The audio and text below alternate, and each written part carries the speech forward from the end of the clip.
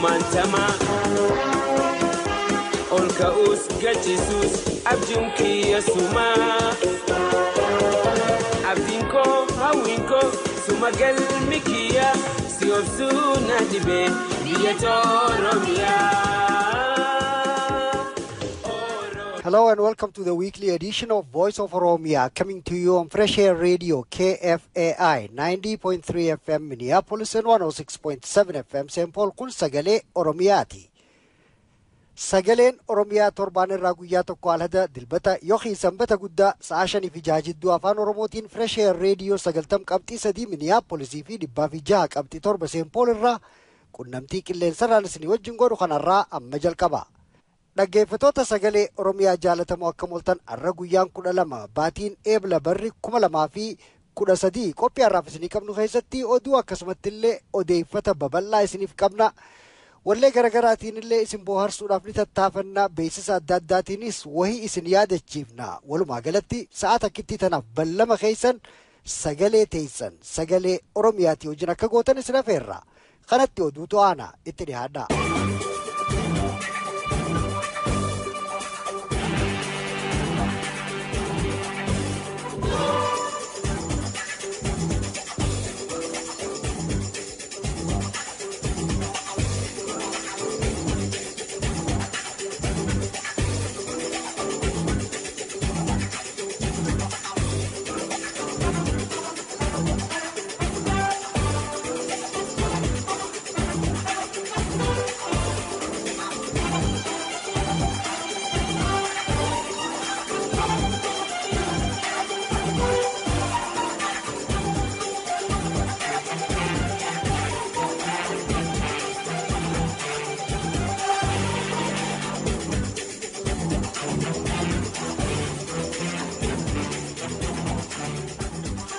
Irra deebinee akka mooltan jechaa oduun har'aa kunoo. Waraanni naannoo Somaalee Oromoo daangaa Somaaleetti dhiyaattu ammas weerare namni kumaan lakkaa'amu balaa haaraya kanaaf saaxilaman. Gabaasaan mayyuu ona anniyyaatirraa nu dhaqqabe akka mirkaneessutti waraanni dhaabbataan naannoo Somaalee kan Ogaadeenii fi loltoonni liyyuu poolis kan Ogaadeen keessatti ummata shororkeessuudhaan beekame daangaa naannoo Oromiyaa cabsee lafa Oromoo anniyyaa mayyuu humnaan dhuunfate. Akka gabaasaa tanaatti torbaanota lamaan dabran keessatti tuutni loltoota Somaalee lamaanuu harka tokko tahanii Oromoo irratti waliin bobbahanii jiraattoota Oromoodhaa kanneen naannoo mayyuu qubatan balaa guddaa irraan gahanii jiran. Gaafa dura humna waraanaatiin dhufanii Oromiyaadhaa fi Itoophiyaa dhuunfatan wayyaaneen ummata Oromoodhaa kan ammaan tana wayyaba ta'e saba xiqqatti deebisuun ni danda'ama yaada jedhu mallas dubbatee ture. Daawwatoonni siyaasaa xinxalan akka ja'anitti sagantaa dabaa tan lakkoofsa ummata Oromoodhaa xiqqeessuudhaa fi lafa isaa dhiphisuudhaa tana hojiirra oolchuudhaa fi wayyaaneen ollaalee Oromiyaadhaa gara hundaan hidhachiiftee Oromoo irratti bobbaasaa jirti ja'an. Humniti Somaalee tan liyyuu poolis ja'amtu tunis humna wayyaaneen jaartee hidhachiifte ta'uun ni hubatama. Tarkaanfiin liyyuu poolisii fi humna waraana Ogaadeen kan ammaan tana mayyuu irratti bobbahee kuni Oromoo lafa isaatirraa buqqisanii saba biraa qubachiisuudhaaf sagantaa lafa kaayame dalagatti hiikuudhaaf duula walirraa hin cinne ta'ee jira.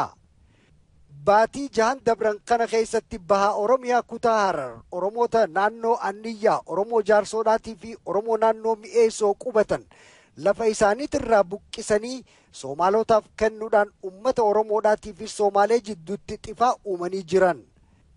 Akka gabaasaa nu dhaqqabee kanatti baatii Apriil baranaa keessa lafa Anniyyaa ona mayyuurraa duulli gara Ogaadeeniin baname Oromoo 60,000 lafa isaa mayyuurraa buqqisee jira. Akka gabaasaa tanaatti Oromoon meeshaa humna waraanaatii fi loojistiika akka isaanii waan hin qabneef lola itti baname dura dhaabbachuu hin dandeenye. Humnoonni Oromoo Anniyyaa Jaarsoo fi Mi'eessoon lolaa jiru kunis waraana dhaabbataa mootummaa naannoo Somaaleedhaatii fi waraana addaa kan liyyuu poolis ja'amu kan wayyaaneen akeeka yookiin immoo dalagaa kanaaf qopheessite ta'uun jiraattoota achiitirraa mirkanaawe. Mayyu lafa jidduu culul laga Erarii fi Gobeelle jidduutti argamti. Lafti Mayyuu jedhamtu tuni lafa bal'oo dheerinni isiidhaa kaabaa fi kibbatti kiiloomeetira 350 caaltu yoo ta'u, baharraa dhiyaatti kiiloomeetira 180 caala. Lola haaree ammaan tana Oromoo irratti baname kanaan qabeenyi anniyyarraa a'ame yookiin saamame loon 475 gaala 25 fi harree 15 akka ta'e oduu torbaan dabre nu laqqabeerraa hubatamee ture. Gaafa siyaas haala deemaa jiru garuu lakkoofsi amma dura hin beekamne. Gaafasii fi arra jidduu haalli deemaa jiru garuu amma dura lakkoofsaan hin beekamne. Akka gabaasaa kanaatti Oromoonni anniyyaa kan ona isaatirraa buqqifame lafa itti aantu gara Useefaa keessa faca'ee jira. Akka gabaasaa tanaatitti jiraattonni naannoo Mayyuu kan lakkoofsaan 20 caalan qe'ee isaaniitirraa buqqifamanii jiran. Oromoonni kunis lafa qonnaa kan duraan qabanii fi oomisha isaanii akkasumatti lafatti dhiisanii biraa baqatan ja'ama. Gabaasaan tuni akka mirkaneessitutti uummanni Oromoodhaa kan naannoo san qubatu bakka hedduutti mootummaan qawwee irraa hiiktee waan jirtuuf meeshaa gahaa hin qaban. Haga xiqqaa harkatti hafeef ammoo rasaasa hin qaban. Gara geejjibaatiin illee uummanni kun akkasumatti hir'ina guddaa qaba. Yeroo kun ta'u garuu Somaalotaa fi Wayyaaneen hidhannoodhaa fi rasaasa konkolaataadhaa fi gaallaniin fe'anii jala deemuutu odeeffama. Bakka gariititti garuu Oromoon waanuma qabuun balaa tana ifirraa ittisuudhaaf tattaafachuunis ni himama. Haa ta'u malee yeroo Oromoon anniyyaa humna waraana Somaaleedhaa kana ifirraa ittisuudhaaf tattaafatan ergamtoonni mootummaa hidhannoo Oromoorraa hiikanii namoota gariitiis hidhan ja'ama. Torbaanuma dabre kana keessa yeroo uummanni Oromoo anniyyaa humna Somaalee ifirraa ittisuudhaaf tattaafate ergamtoonni mootummaa namoota Oromoodhaa 10 irraa qawwee hiikanii garii isaaniitiis hidhan ja'ama. Akka gabaasaa tanaatitti balaan ammaan tanaatuni tan anniyya jaarsoodhaa fi mi'eessa qofa xiyyeeffattee miti. Jiraattonni naannoo sanii akka jaanitti balaan tuni tan Wayyaaneedhaan karoorfamte balaa duguuginsa sanyiiti. Daawwatoonni siyaasaa Oromoo garii akka jaanitti balaa uummata Oromoodhaa aaggatte tana Oromoon gara hundaan harka wal qabatee ifirraa ittisuu ni danda'a. Itti dabalaniitis Oromoon duguuginsa sanyiidhaa kan ammaan tana akka uummataatti isaan aaggate kanarraa if eewaluu qaban ja'an.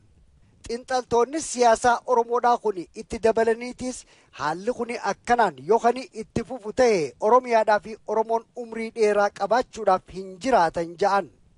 Pireezidantiin naannoo Somaalee Abdii Mohaammed gabaasaan haga har'aa dhiheessaa turre kijiba ja'a. Viidiyoon TV warra Itiyoophiyaatirraa gadi lakkifame tokko akka addeessutti pireezidantiin naannoo Somaalee Abdii Mohaammed gabaasaan naannoo isaatirraa gara mootummaa Wayyaaneetti dhiyaattu hundi kanuma akaawamee tolfamee dhiyaatu malee dhugummaa hin qabu jee. Odeeffannoo kijibaati jee gabaasaa hime keessaa osoo beeyladaa 500,000 illee tallaaluu hin hubatin beeyladaa miliyoona 10 tallaalle jennee kijiba himaa turre jee. Itti dabaleetis nuti Amaara, Tigreedhaa fi Oromoollee walumaan Amhaar jennaani jee. Silaa wanni nurraa malee akkasii miti jee. Tigreen fira keenya akka Tigreen yaaddutti naannoo Somaalee baanee nuu fi isaan waliin hidhannee biyya tana bulchina. Gara kaaniinis ONLF baanee nuti garuu qawwee kaafneeti Tigree irratti garagalfanne. Tigree, Amaaraa fi Oromoon ifiifuu abaditti waliif galuuf hin jiraatan jee. Daawwatoonni siyaasaa akka xinxalanitti Abdii Mohaammed walta'iinsa dhoysaadhaa kan Wayyaaneedhaa fi Soomaalota jidduu jiru ibsee ja'an. Walta'iinsi kunis Wayyaaneen Soomaalota Ogaadeen gargaarsifattee uummata Oromoodhaa kan Amaaraatii fi warra biraatillee kan biyya san keessatti aangoo barbaadan hunda cunqursuudha ja'an. Itti dabalaniitis misoomnii fi guddinni biyyaa kan Wayyaaneen himtu hundinuu istaatistiika dharaa ta'uudha pireezidantiin naannoo Somaalee Abdii Mohaammed saaxilee ja'an. Wayyaaneen mirga namooma ummatootaarra ejjechuudhaaf komatamte. Akka himannoo kanaatti mootummaan Wayyaaneedhaa kuurii gibee qallaa sadaffaa jaaruudhaan mirga jiraattoota naannoo gibeerra ejjechuu jaarmayni gargaarsaa kan biyya Ingiliz dubbate. Jaarmayni kun haga yeroo dhiheenyaatti Itiyoophiyaan beelaan tan beekamtu ta'uu mirkaneessee biyyuma san keessatti garuu jiraattonni naannoo laga Oomoodhaa gargaarsa tokko malee bara dhibbootaan lakkaawamaniif if qofa irratti hirkatanii jiraachuu hubachiisee jira. haalli kuni garuu walta'iinsa mootummaa Ingiliziin jijjiiramaa jira jedhe. Jaarmayni kuni akka jedhutti uummanni jijjiiramni kuni irra gayaa jiru gosa Mursiidhaa, Nyaangaatoo, Boodiidhaa fi Dassaanesh faadha ja'a. Kuuriin laga Gibee sadaffaa gaafa jaaramtee dhumtetti uummanni naannoo sanii kan midhaanii fi beeyladaadhaaf dhangala'aa lagaa irratti hirkatu haala jijjiiramuudhaaf jiraatu kanarraa akka hamatti miidhamuudhaaf jiraata jedhe. Uummata jireenyi isaa dhangala'aa bishaanii kana ta'e lafa isaa duraa goggoysuun beelaa fi dhabamiinsaaf akka saaxilu dubbate. Mootummaan garuu maqaa kuurii ijaaruudhaatiin uummatoota maqaan isaanii gara irratti tuqame kana dhabamsiisuudhaan mirga namooma isaanii akka sarbite dubbata. Jaarmayni kun dhaggeeffatoota sagalee Oromiyaa jaalatamoo oduun har'aa raawwatte.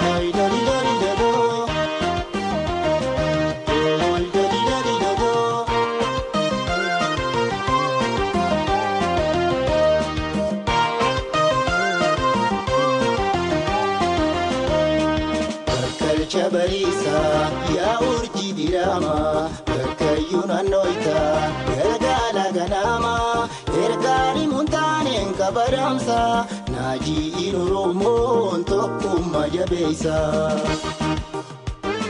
berkalcha barisa ya urji dirama berkayunan noita galgala ganama ergani muntanen kabaramsa naji inurumon tokum majabesa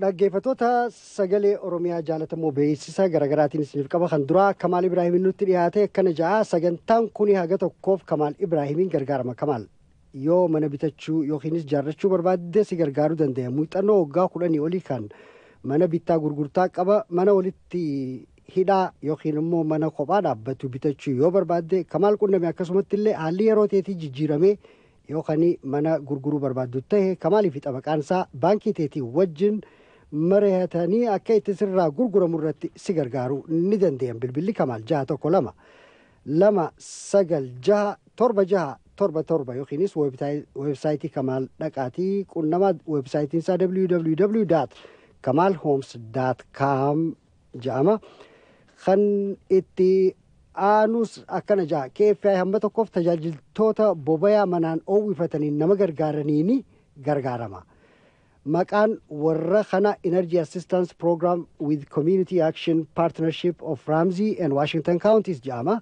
Sagantaan gargaarsa tirikaa fi bobayaa manaan oowwifatanii warra heeraan mirga itti qabu gargaaruudhaaf haala rakkoon qabeenyaatii fi muddamsuun si qabatte keessatti gatii maallaqaa bobayaadhaa kan sirra jiru sirraa kafaluudhaatu mala manni kee haphatee kanii qabbana sitti dhimmisu yoo ta'e mana keetirraa qabbana ittisuudhaaf warra edada mana keetii keessaan jibrii siif guutee tolchuu biratti gargaarsaaf si erguudhaas ni danda'an.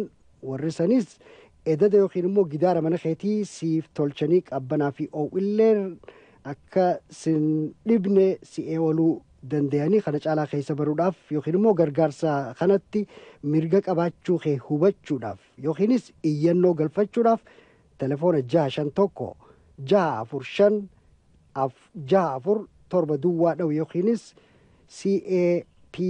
CAPRW.org keessaan isaan qunnami iyyannoo galfachuudhaaf nama raamzii kaawuntii yookiinis waashingtan kaawuntii jiraatu tahuu qabda.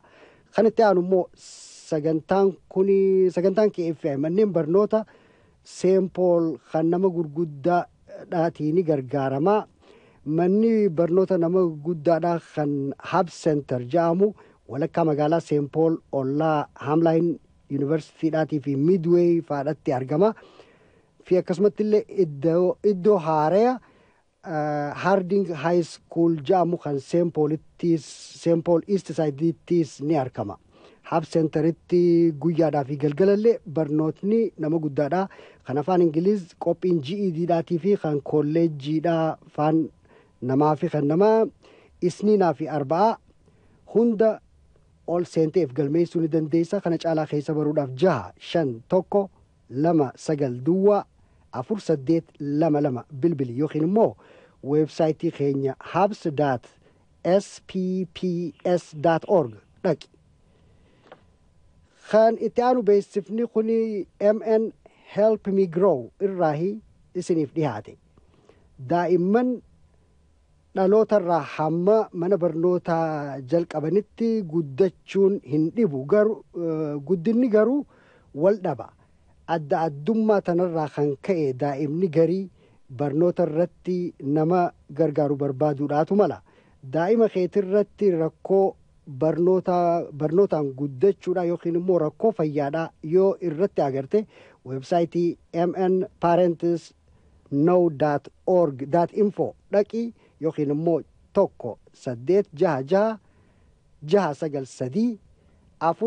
1-893-47-69 bilbiliitii nu iyyaafadhu gargaarsi ni jira hubadhu biran turin. Beeksifni itti aanu risaalaa intarnaashinaal nutti kenname waamicha walgahii tokkummaa hawaasa musliimoota Minisootaa kakaabaa Ameerikaa risaalaa intarnaashinaal sanbata dhufu jechuun May 25 sanbata itti aanu jechuudha. May 25 bara 2013 bakka bu'oota jaarmayoota adda addaa abbootii amantiitii fi hayyuu xinxallaa siyaasaa kan ta'e Joohar Siraajiin asirratti afeeruudhaan waa'ee qabsoo mirga islaamaa biyya keessatti gaggeeffamaa jiru irratti walgahii guddaa gochuuf jiraata. Akka achirratti argamtan kabajaadhaan isin afeera. Risaalaa intarnaashinaal bakki Central High School kan Semboolitti argamu yoo ta'u saa'aan saa'aa 2:00 irraa haga saa'aa 9 gara magribaa irratti jechuudha. Kanaafuyyuu odeeffannoo yoo barbaadan 612-876-53-64 bilbilaa gaafadhaa.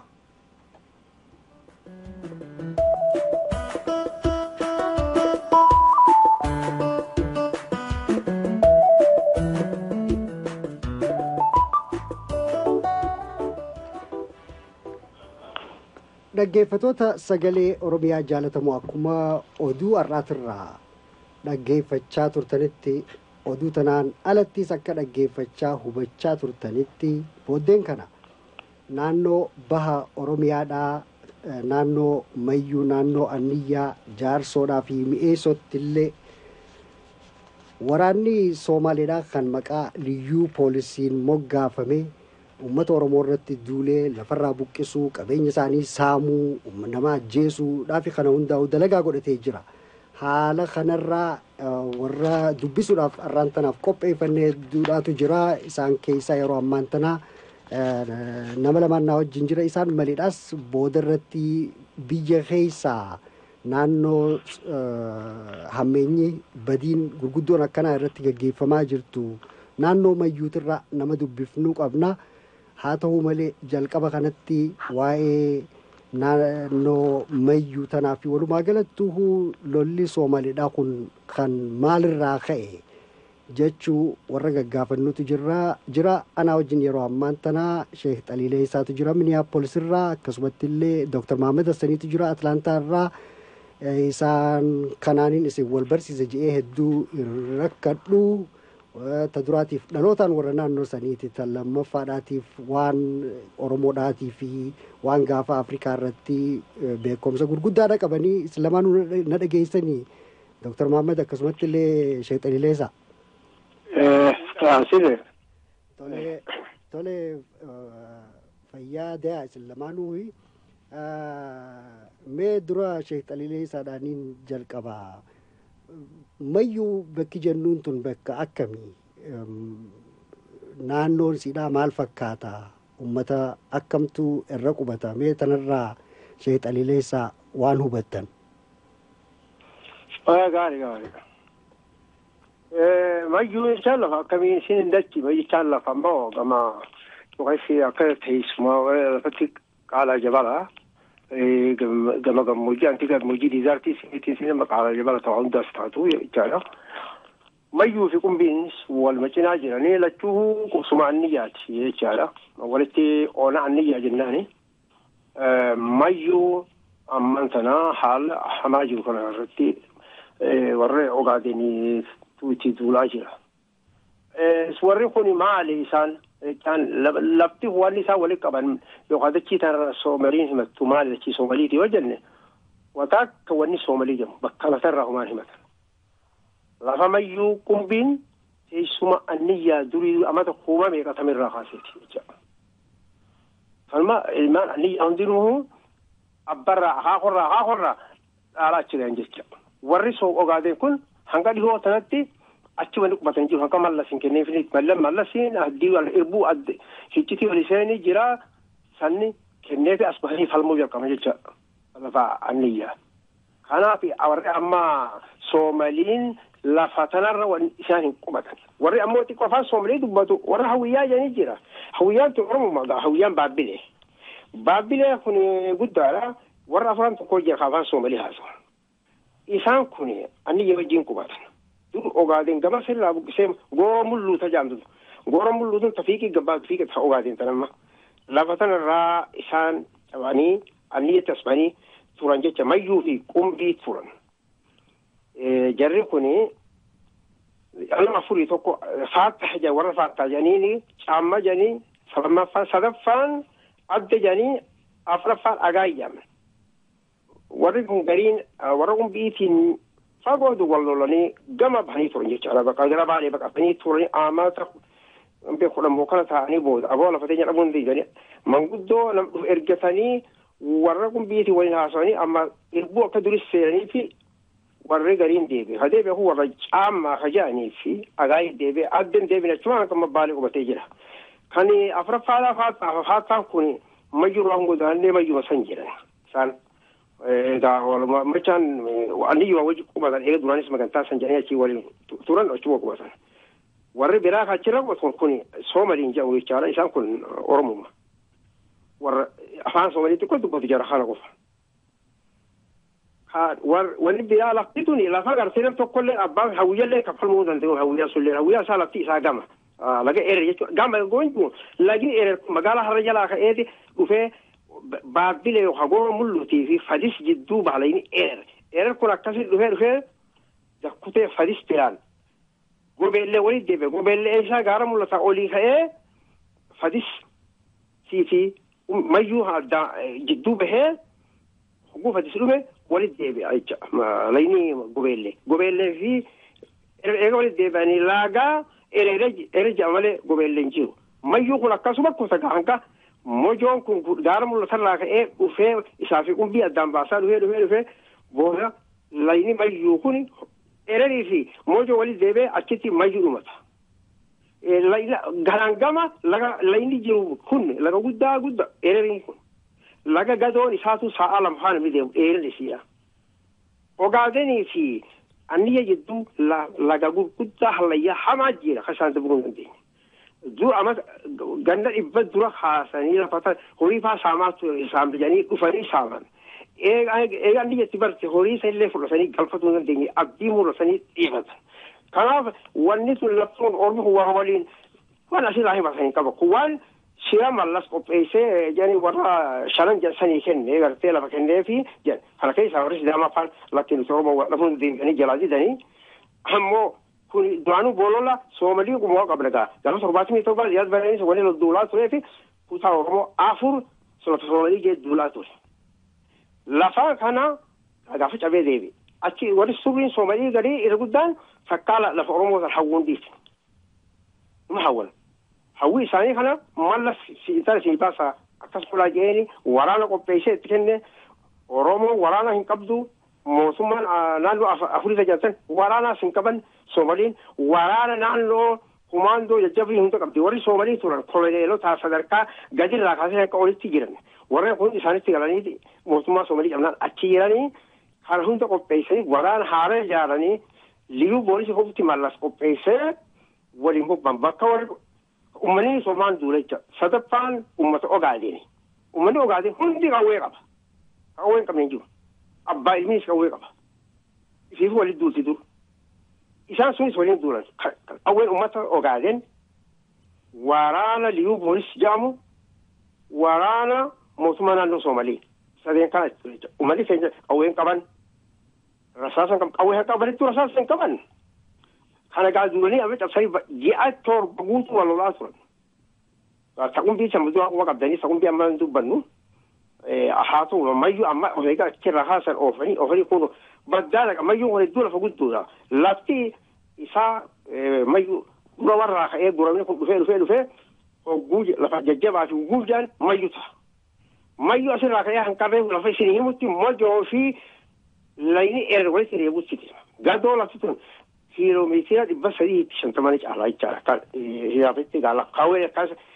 qabaasuma ulee lafa amla miidhaanuu ni beeku saatti hanga takka deemanii beeku kun saawuzitti gocha gaama kibbatti gara mul'atarraa kibbatti kaasee gara boororraa kaasee gara kibbaa yoo deemtu dheerinni isii akkas 350 dhiharraa yoo kaasee jechuun qumbii gama dhihaatiin rigaataa fi qumbiidha biiduma tokko rigaataa fi qumbii jidduu sana laga mojoo jira laga mojoo sana irraa kaasee hanga laga gobeelleetti lafa dheeraadha xiqqaatu kiiloomeetira 200 ni gayaa yookaan caaluu ni mala hedduu guddaa jechaadha lafti kun lafa kan hundarraa buqqisee uummata dilaan uummata sabaatiin jechaadha uummanni kun bara hanga amma duraa hin caalaa olitti hanga baddaa seentee buqqisaa jirti jecha amma lafa bunaa fi jimaa hunda seentee achirraa buqqisaa turtee janiin naa hima lugguun fudhatti godhu hatta huuselleen baqattee jan baddaa seentee jabar guraa geesse huusee seente magaalaan hariin achiin biruma yookaan fadis bira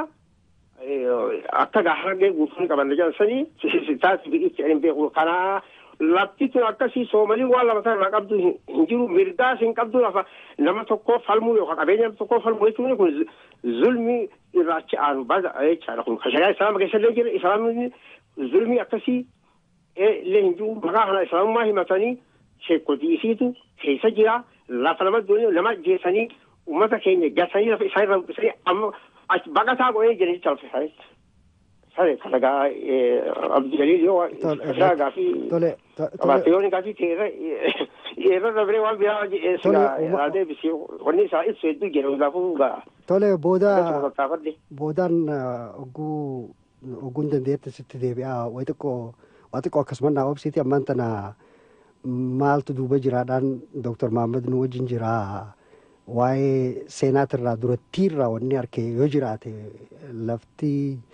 lafti ta duraan na dhageessaa mi Dr. Mahammad? Dhagaa. Bareedaadha. Lafti oguu dhageenyu yeroo hedduudha dhageenya ammaan tana gaafa 77 reediyoon Moqdishoodhaa maal ja'a Jijjigaa Hararii fi Gobba lafti teenya akkaan bal'oo jalaan nageellee fi masnoo jechuudha walleellee itti godhaniiti haga Hawaash kanatti barbaannaata jettu faadha dhagayaa turre wanni reediyoo isaaniitirraa. Maaltu waan kana duuba jira Dr. Mahammad? Abdul Jalil tun gaafii gaarii deebisaa dheertu barbaachiftii sittin dheeressuuniin gabaabsaa yaada Greater Somaaliyaa guddoo jetturraa waan ka'e achirraa himadditi yaanni Greater Somaaliyaa jiru kun 1943 namtichi British Foreign Minister ture gaafa lola addunyaa kalamaddii beeyti Ingiliz Ogaden qabdeeti turte Xaaliyaan mo'amteeti yoo namni yaadatu taate Xaaliyaan 1935 irraa eegalanii Eertira biyya Itoophiyaa jedhamtu tana Somaaliyaa ta dur Xaaliyaan qabachuu turte British Somaliland Ogadenis cufaahu Italian East African Empire godhanii dhaabanii turan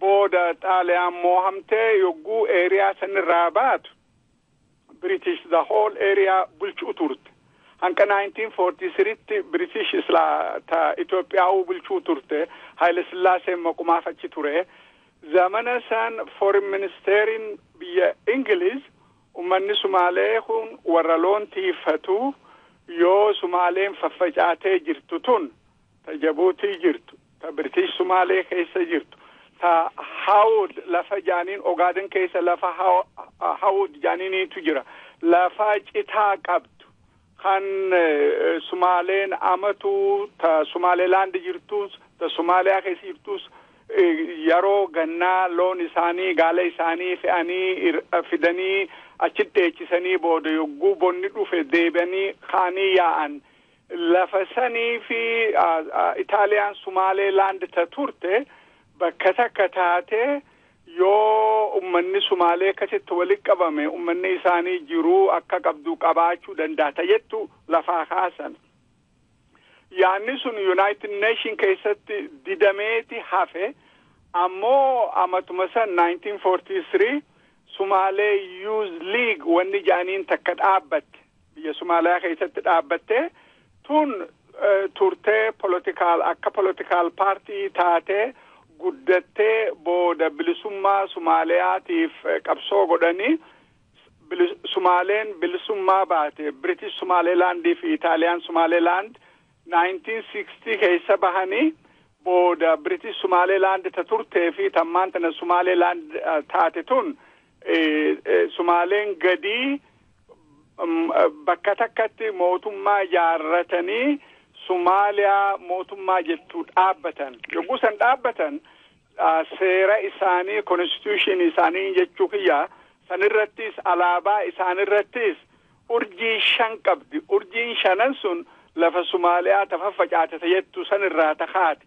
ammoo urjii 5 san keessatti Somaliyaan biyya Samaay desert taate qofa odoon hin ta'in biyya firii qabdu ta faayidaa qabdu ta midhaan qabdu ta namaa hojjetee waan faayidaa qabaa baaftu cufaahu hawwuu eegalan achirraa waan ka'e kan militarii isaanii jabeessanii jaaranii booda Haile Sillaasee 1974 yogguu kufu haalamma jiru kana keessatti advantage irraa fudhanneeti area san cufa qabna jaanii 1975 milishaan isaanii booda wattaaddarri isaanii 1976 seenanii abdiin isaanii yogguu sana hanqa hawaashitti lafa qabachu lafa jirtu tana cufa addayyutu karaa Sidaamotiinis karaa Baaleetiinis karaa Harariis maal jechuudha nama Oromoo kan miliyoona 10 ol caalu area san jiru cufaahu qabachuu barbaadan jechu akka abdii isaanitti Abdul Jalil dubbi dheeressitanaan injiin malee waa takkaan sitti himuu barbaada.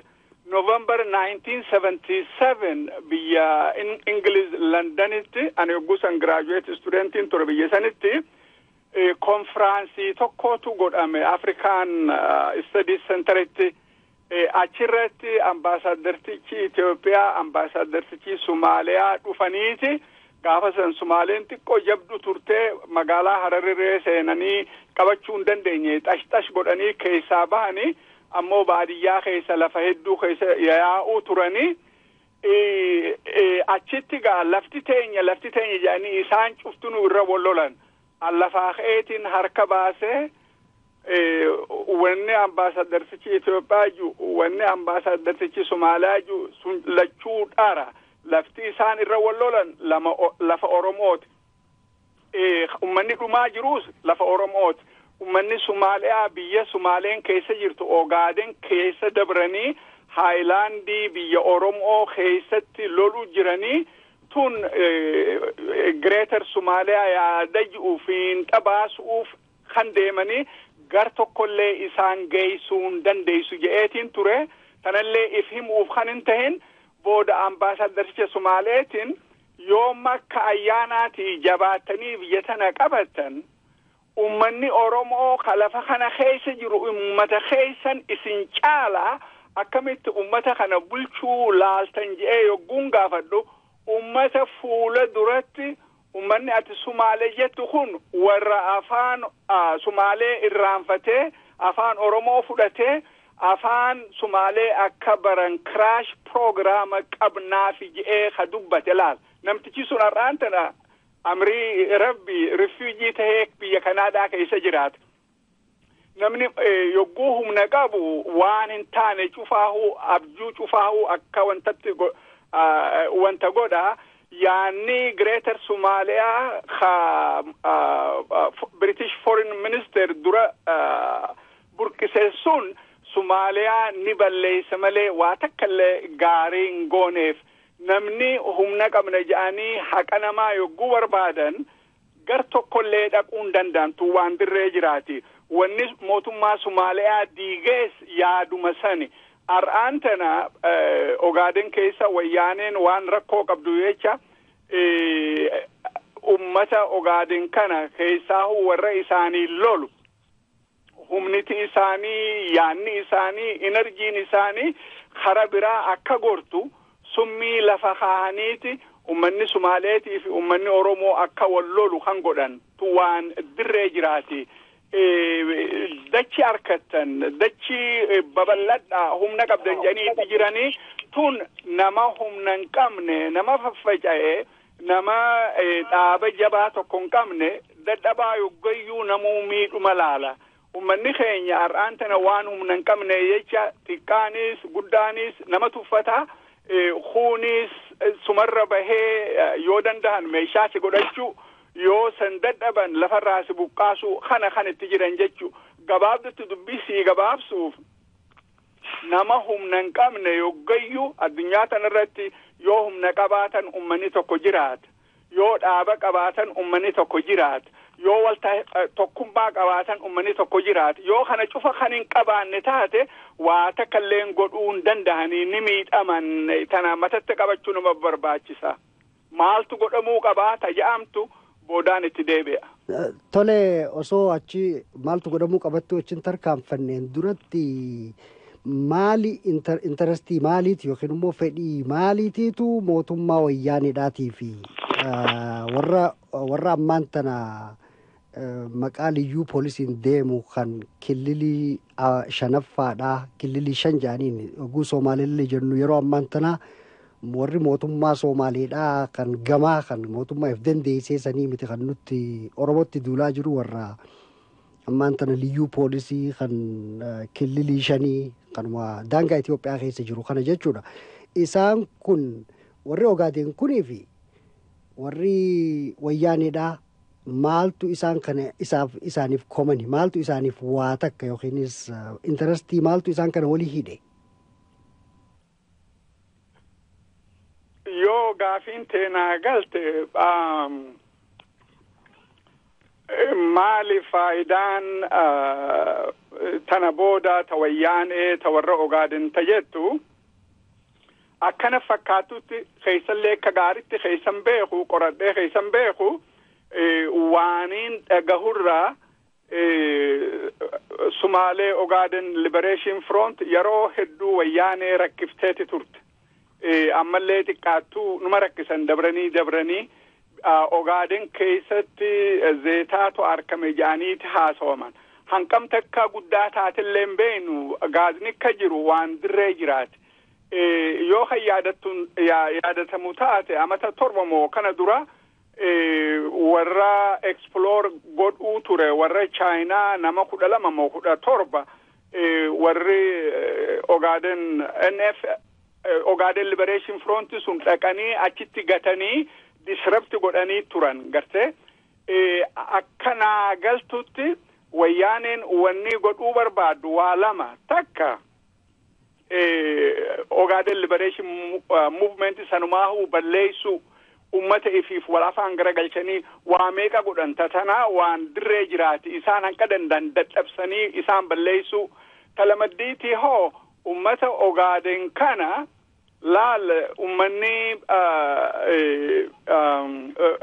victim ta'e wal victimize godha gartee namni ifiifuu rakkorra jiru garagaleeti ifi victimize wal godha ummata Sumaalee kana yoo lafa arkatan lafa bareeddu lafa gatii qabdu lafa firii dhaltu lafa beela keessaa nama baaftu lafa hegeree Ogaden gaarii godhuu dandeessu arkatan jedhanii propagandaatti himan namni dhugaa itti fakkaatti gartee attention isaanii jibbansa wayyaanee qabanirraa haasanii tamiidhu jirtu wayyaane ummata Oromooti miti wayyaanirraa haasanii akka karaa Oromoo garagalanii galgalaa ganama diinummaa ummata lameen jidduutti uumanii ummanni wal afaan garagalee akka wal nyaatu godhuuf tun akkanatti mul'atutti waan dirree jiraati tana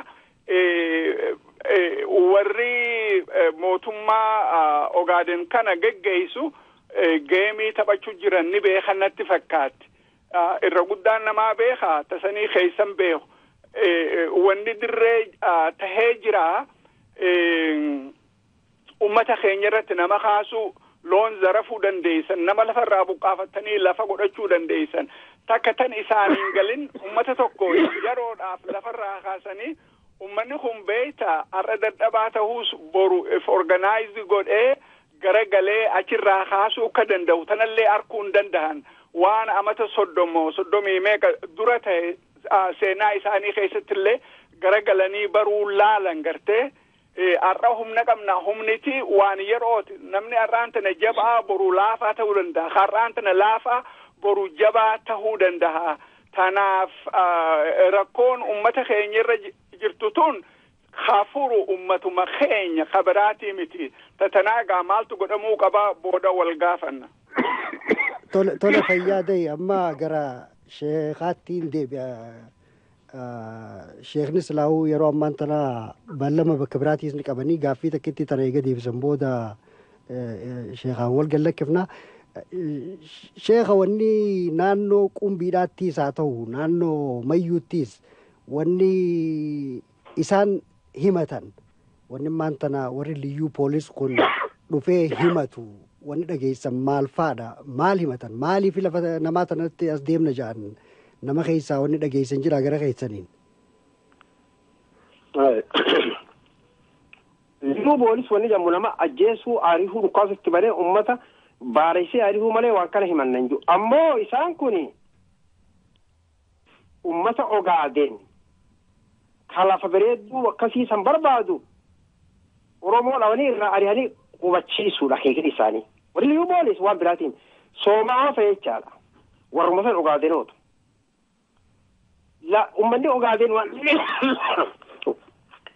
waan loluu hin dandeenyeef lee ummata aliyya hin dandeenye takkaatti hin dandeenye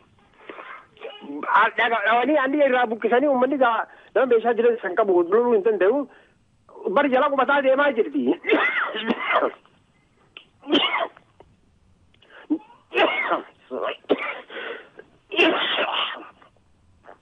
jala deemtee lafa mayyu qumbiis gaxaanus lafa gaxaanu san Ogaden dur hin jirre gamarraa fidee dhufsiisan lafa mayyu guutuu jala deemanii qubataa jiran ayyee saniifi warri liyyuu poolisii akeeka biraa kan qaban hin qaban lafa Oromoo irra arihuudha isaan ilmaan tokko ilmaan mana warra Ogadenii waraanni kililii shanii ka jedhaniis walumaan lolan gabaabdutti warri OLFilleen irra guddaa isaanii kagale lafuma tanaani abgeessisanii galchan isaanis waliin jiran nama ormi keenya aliyya gaaf amaluu irraa qabdee jirtu أمي سني موجهني كرني تواهي ميتو تنبتي وندوني جلجي ورحت أول اللي فينا كثيرة يا أيه إذا الله فلسطين أما قلت في ما يولا فكان وربع إلى داغر أبتادو أما جاي الرهنا وقاعدين إنساني هيد تو أما هم ماتي إسلام صحيح تعاروني جو لم تكن الدول هيدا أفضاري تعدل دورتي أما من أتم دور وأول بيخني في اللي في وريه قاعد يسمى البيخني كان لي ومن ضده والمرهبني ماتي جون جولاي ده فرموت ده جمال فوقاتي سنت كذي من جمال بقى فيك فلان حوينا مولا فترة قمتو تنجيش دوانسا دنمانو لا فترة سو أركسني نها قال جا حبوا مع ملك التجوت هنا ورجل الذي شريها بوسو لا فبل فدا لا فارن تقول أجابي ورتني هنا تنتهي إذا هورا لا خجاني جاي كل وري اللي بوليسين أجبلاوا بالك أبدي حقو مورا سالتي بتجاج تيجي gaarii dha amma waa xiqqoo booda karaa biyyaatti bilbiluudhaaf deemna warra achiitirraahis waa dhaga'uudhaaf jiraanna kanaafuu ammaaf sheexalilee isaa gara keetiin si gadi lakkifne achumaan oguu telefoonni cuftee masmarri nuu banama oguu sanii jara biyyaatti dhoyna Dr. Mahammad achumarra nuu ture ammaaf. mayyuutirraa Harargeerraa bakka yeroo ammaan tanaa waraanni liyyuu poolis kan Somaalee Oromoo kuma 20 ol lafa isaatirraa buqqisee naannoo sanirraa namaatu na wajji jira ni dhageessaa gundu badoobo. Alhamdulillah. Tole mee maal tahee waan karaa mayyuutti deemaa jirurraa dhaggeeffattoota sagalee Oromiyaadhaatiif yoo odeeffannoo waa xiqqoo kan ta'e maal ta'e yoom ta'e wanni ta'e kunoo. Wanni achirratti haala naannoo mayyuu mul'ittee ta'ee akkuma beekamutti duraanii turtee isaanii jirti bara 1996 maanni reefirandamii naannoo Somaalee fi naannoo Oromoo gidduutti godhamaa ture. Kana irratti harka waayyabaa guddaa uummanni Oromoo harkatee harka waayyabaatiin maanni naannoo Oromiyaa jalatti murteessee jira. Kanarraa qabanii ilaa wanni karaa Somaalee mudate araddaa takka tokkaa'uu qabalee takka qofaatu karaa Somaalee ta'e. Kanirraa qabanii eega filmaataan harka waayyabaatiin dachii lafa Oromiyaa eega taate booda humnaan irra bobba'anii dachiin deeffannaadhaan odoo akka gaadduutti ibsattuu fi warreen dachii tokko gaaddee ajjeessu baasii asee dabarse kana baasii torban dabarse kana keessatti tarkaanfii ciminaa fudhatamte jechuudha. Tarkaanfii kana keessatti lubbuu namaa 37 waggaa duutuu lubbuu hammallee akkuma cabsee jirus ni jira. Achirraa qabiiti horii uummata loon 700 fi jaalaa 32 fi harree 20 isaan kana hundaa'u saamicha cimaa hanga magaalaa aanaadhaa guddistii huusa bakka jaalisutti uummata Oromoo liibaa turteessu. Kanaafuu wanni kun akkasitti itti fufaa jetti araddaa 8 manaa fi jireenya irraa buqqisanii araddoota karaa baddaatti olaananitti ol galanii jiran. Tole araddoonni 8 kun mayyuma keessa moo naannoo qumbiiti moo qumbii fi naannoo mayyuu moo garagaraa isaan kun bakka hedduu adda fagaatu kamtu gara Somaalee achi dhihaata. Akkasumas akka nama walcinaa biliifatee mayyuufi walitti garayyiin wal daanga'anis naannoo Somaalee fi naannoon Oromiyaa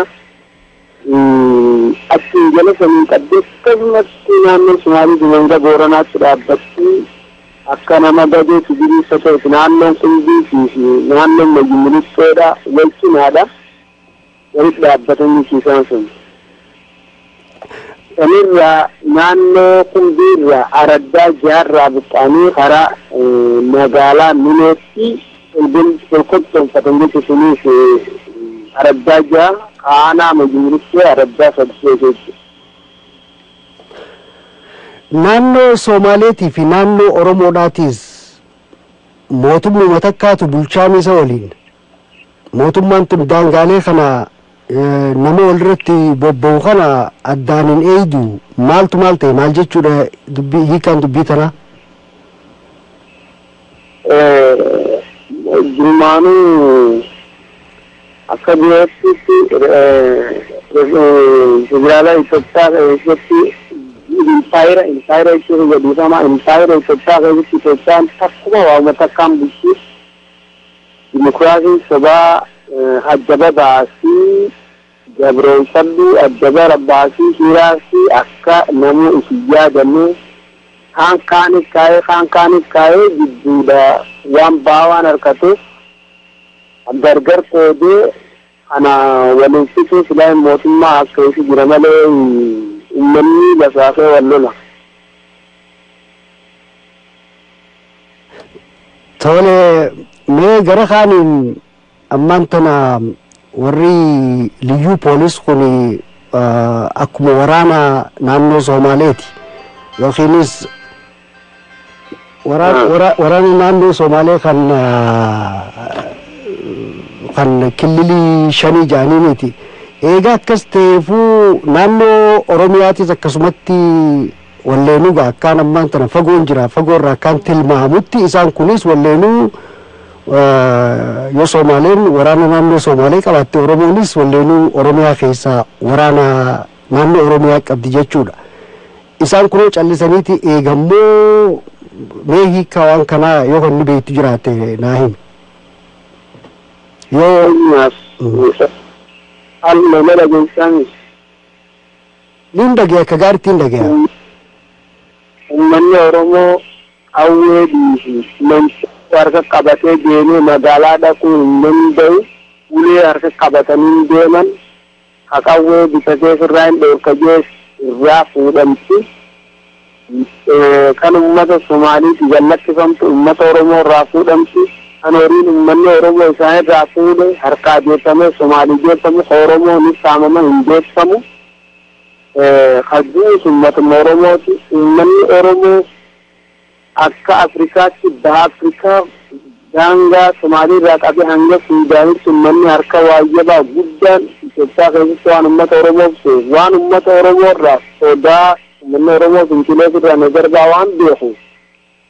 Uleenu fakkaa'u mancaanu magaalaa dhaquun harkatanii uummatis hin qabanitti. Naannoon Oromiyaa kan jedhamtu nama Amaara baadiyyaa keessatti afaan bareefi. Nama yaadgeega biyya qabatama diddanii warra afaan mana barumsa Oromiyaatti dhiisee waan goorra naga malee Oromoon asiliidhaa yoo disaalaa taate disaalaa haasinuu abbaan beene malee namni biyya bulchaa jiru hin jiru. Mee achirraa tarkaanfadhu warri taaxaaqii jaaniin jiraannu warri ganda eegu isaan kun qawwee qaban nagee gandaati eeganii gandarraahis waatiisan jechuudhatti naa gala. Isaan kunoo dalagaan isaanii maalirree dura ni jiranii yoo jiraatan amma bakka naannoo ati beektu naannoo qumbiyaa jennu bakka biraa mayyuu keessaas mayyuu muluqqeefaa jennu naannoo san jarri kun jira. Warri kanaa kun yoo jiraate immoo dalagaan isaanii maal fa'aadha? Ni jiranii wanni isaan dalaganii hojii isaaniitiif suusuun duraan dursee qawween qaban rasaasa firii shan qabdi. Firii kurayyessu godhan irraa fuudhanii kan lamadaa isaan wanni godhamanii namicha ajaja raaboodahaaf fuudhuu fi madaabaraa Suudaan akka fuudhee bitu jirsiisuudhaaf maallaqa laga abbaa walitti qabuufi waan ajaja gubbaa kenname raawwachiisan malee waan isaan itti kennan ala uummata fayyarraa hin balaa ittisa hajee mala qabu ni jiraatallee ni hidhama yookaan kan marma sana dha'uu hin dandeenyeeti. Taataaleen jirtu sun wanni isin qabdu duraan dursee ammatallee rasaasa firii shan qaba yoo kudhansee irraa hirrifama. Kanaafuu mirgi tokkollee kan uummatarraa hin balaa kan ittise jee namni garaa muru ittiin miidhamu jechuudha. Amma naannoo mayyuutirraa hogguu uummanni Oromoodhaa lafa isaatirraa buqqifamee ari'amu kana taataaqiin tunus walumaan dheessitee deemteere. Waliin dheessiteetuma karaa magaalaa galanii inni isaanii adeemsee araddaa bakka biraa kan agarsiirraa uummataa wajjin hararree fi raafuu uffataan irratti fincaane bilcheessanii nyaatan malee kanii qabee fudhatanii waraana jedhanii uummata harkaa qoonqoo nuufannaa jedhanii raafuu fi uummanni bilcheeffate harkaa nyaatti bakka takka ibseessu malee waa takka inni isin harkaas biyye.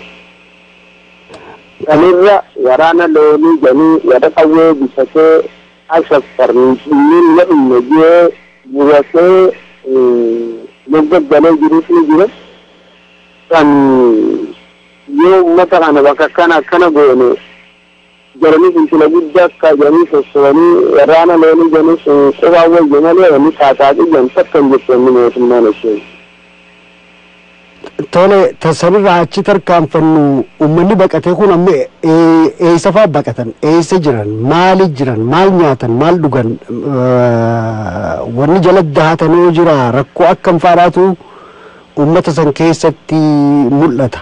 Yoo rakkoon akkasii yoo rakkoon wahii ka jiraattu taate rakkoo sana immoo gara mootummaatiin to'annoo akkamtu godhamaa jira yookaan immoo warra fannoo diimaatiin bira jiramu immoo akkami jiran mee dhaggeeffatoota sagalee Oromiyaadhaatiif yoo haa ibsite. Waliin gaafiin gaariidha. Gaafiin barbaachisaan ijoon barbaachisaan isheen sana fe'e. Gara Gabra keessa saamsaa jira. Har'aan sana immoo biyya kanaaf jecha bakka irraa buqqa'anii iddoo saamsaaf kaffalleen tokko hin godhamin biyya silaa roobee sanyii godhanne jaanitti wanni kun irratti taate kanii duraanuu waan bulanii hin qabanii bakka irraa deemanii warri bakka irraa deeme sun wanni isaan nyaatan akkuma reefu dubbaddachi mararree takkaa jira namni afaan Oromoo beeku takkaa namni baadiyyaa ture ni beeka mararree fi raafuu araddaa bakka horiin jirtu onarra amma gartu kan bukkataan irratti fincaane kana guuranii bilcheessanii nyaatan jechuudha. Isii saniif garaa qabaa namni sunniin namni akkuma tokko hin jiru sunniin hin jiru. Wanni ta godhamaaf takkaalleen hin jiru.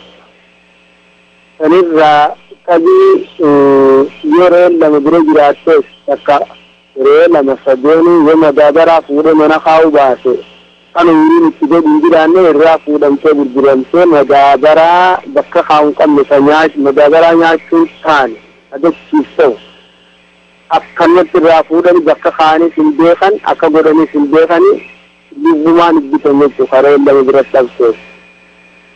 Kanaafuu wanni isaan galaniif akkuma beekamutti waan akka qarshii walitti hidhaniiti ibsuu guddaa afanii adii biraa jala seenan roobni isma rooba daa'ima dhalattuus ganaa dhalatti jirtuus garaa qabduus akkana rooba keessa jiran malee wanni takka qayyimasqalii maare warra fannoo diimaa kanaa tokkollee namni dhaabii ni gargaarsa tokkollee akkasiin dhiyaatu hin jiru. Waa takkallee akkuma gaafa silaa maayyiidhaan namni gaafa makinaan hin jirre gargaarsi hin dhaqabne beelli nama fixutti ammaas beeltummaa sun itti jirti malee tokkollee wanni gargaarsaa jechuudha ittiin jiru.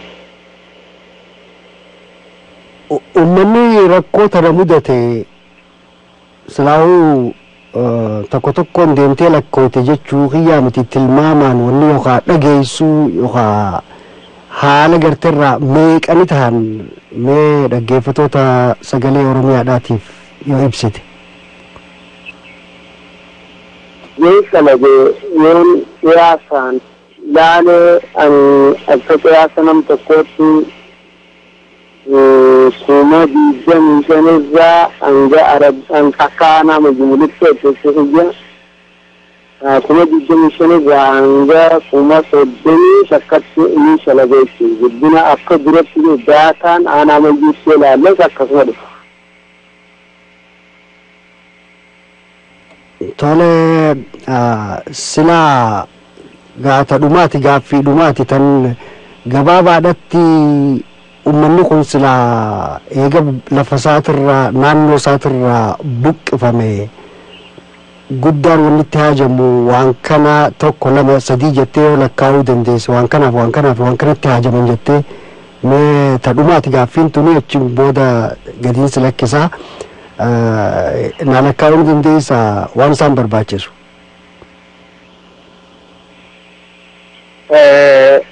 Namaa hundiruu irratti wanni fedhu hedduudha. Abbuma barbaadeefu namni tokkollee bukan guutamteef hin garree ammoo haa ta'u akka uummata keenyaa duraan dursee wanni barbaachisaa waan nyaatan lammata waan akka sharaa kan hidhatanii jiraa rooba jiraa seenan sadaffaan yoo arkatan agar amma nyaanni kunilleen kasee barbaaduu jira kasosara barbaaduu jira sadaffaan ammoo dawaa namni yoo garaan dhukkube yomma wanni isaan nyaatatan jaarra garaan qabee dhukkuba achii ka'u ka biyyeessama guutuu albee summii namaa jechuudha balleessu akka kuree laafaan achirraa ka'uun ni mala. Kanaafuu an akkaan yaadadhutti wanni barbaachisaa waan sadeen kanaa uffataa fi waan roobsaa jala seenanii fi waan nyaatanii fi dawaa jechuudhaan yaada. Tole egaa obbo kiyya gara kiyyaan ammaaf fixadheetiin jira yeroo biraa akkuma odeeffannoo biraa harkatteen nuuf dabarsita je'eetiin abdadhaa har'aaf immoo nagaan nu jiraadhu gara sagalee Oromiyaatirra. Akkasumatti anilleen galatoomaadha ammoo dhaamsaan uummata na dhageeffachaa jiru qofni gaafa dhaamsa dhaamu soda yenaaf fayyada. Tole yoo gabaabsite itti fufi. Inni dhaamu fedhu uummanni Oromoo kan ala jiranii hundi waan kanarratti yaadanii hanga dandeettii qabani. Wanni kun naannoo keenya mayyisu milikkoo tokko odoo ta'in nyaasama gaaqabdee akkasumas jettee hanga Booranaatti hanga Darbeeddeetti wanni kun waan uummata Oromoo bakka irraa hiraasisee buqqisaa dhiibbaan lafaa waan jirtuuf uummata keenya hawayyaa qabdan ka jireenya qabdan ka qunnamtii alaa qabdan garayyuunii tattaafattanii uummata kanarraa balaatan hanga dandeessanitti akka ibsitanii jechuu danda'an sagaleera. Tole galatoomii fayyaadee.